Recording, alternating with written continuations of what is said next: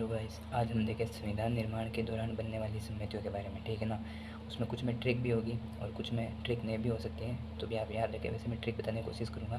ठीक है ना। तो पहला आ जाता है संविधान निर्माण के दौरान बनने वाली समिति। ठीक है ना। पहला समिति आ जाती है प्रक्रिया नियमन व संचालन समिति। ठीक है ना। तो प्रक्रिया, किसी भी देश की प्रक्रिया चलाने का कार्य कौन करता है? राष्ट्रपति।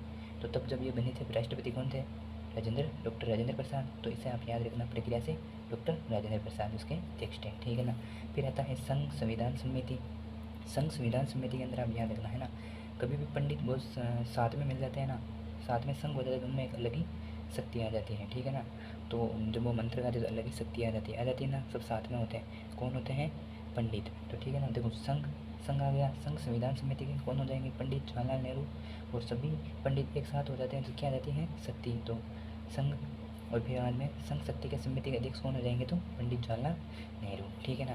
फिर आता है परामर्श समिति। ठीक है ना। अब परामर्श समिति के लिए अपने याद कैसे रख सकते हैं? कभी भी अपने है ना कुछ भी हो जाता है छोटा मोटा, तो अपन मोहल्ले में या परिवार में कहीं पे भी है ना, तो अपन परामर्श लेने के लिए कहाँ पे जाते हैं? जो मुखिया होता है ना उसके पास। तो मुखिया किसे कहते हैं? पटेल। पटेल क्या होता है? मुखिया। तो परामर्श लेने के अपन किनके पास जाएंगे?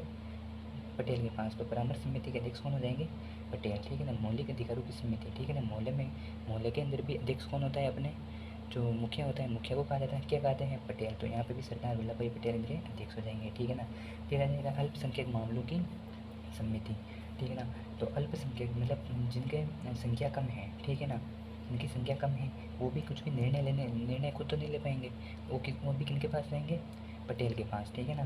तो अल्पसंख्यक मामलों की समिति भी के अध्यक्ष कौन थे? तो सरदार वल्लभ भाई पटेल। ठीक है ना। प्रांतीय संविधान समिति। ठीक है ना। कोई भी मतलब, चलो इसके तो आप याद रखना। ठीक है ना। प्रांतीय के अध्यक्ष कौन रहते हैं? सरदार वल्लभ भाई पटेल। ठीक है ना। फिर आ जाता है प्रारूप समिति। प्रारूप समिति का आपको वैसे याद होगा कि कौन थे? डॉक्टर भीमराव अम्बेडकर। ठीक है ना। 29 अगस्त 1947 को बनी हुई थी। ठीक है। प्रारूप समिति के अध्यक्ष। और नीति निर्देशक तत्वों की समिति के भी अध्यक्ष कौन थे? तो डॉक्टर भीमराव अम्बेडकर, क्योंकि संविधान निर्माता कौन है अपने? डॉक्टर भीमराव अम्बेडकर। ये भी मेन होता है।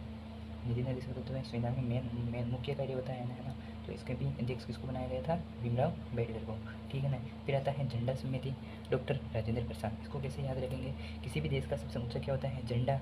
और झंडे के बाद सबसे देश में सबसे प्राथमिक नागरिक कौन होता है? मतलब सबसे ऊंचा नागरिक कौन होता है? मतलब किसी को भी मुखिया कौन होता है? तो अपने लिए राष्ट्रपति होता है। ठीक है ना। तो तब राष्ट्रपति कौन थे? राजेंद्र प्रसाद। तो झंडा समिति से अपना झंडा समिति के अध्यक्ष कौन थे? राजेंद्र प्रसाद। ठीक है ना।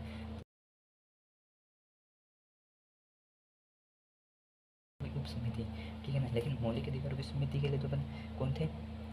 सरदार वल्लभ भाई पटेल। ठीक है ना। लेकिन उप समिति क्या होती है? छोटी होती है। ठीक है ना। समिति के बाद में उप समिति उससे छोटी होगी, जैसे कि कैप्टन के बाद उप कप्तान उससे छोटा होता है। तो ठीक है ना। मौलिक अधिकार में मोहल्ले में कुछ भी गड़बड़ हो जाती है ना, तो कृपा करके कोई भी उसको निपटारा कर देता है। ठीक है ना। तो इसके इसे याद रख सकते हैं ना। तो मौलिक अधिकारों की उप समिति का कौन हो जाएगा अध्यक्ष? JB कृपलानी। ठीक है ना। फिर आ जाता है अल्पसंख्यक मामलों की उप समिति। ठीक है ना। इसमें आ जाएगा HC मुखर्जी। ठीक है ना। Thank you.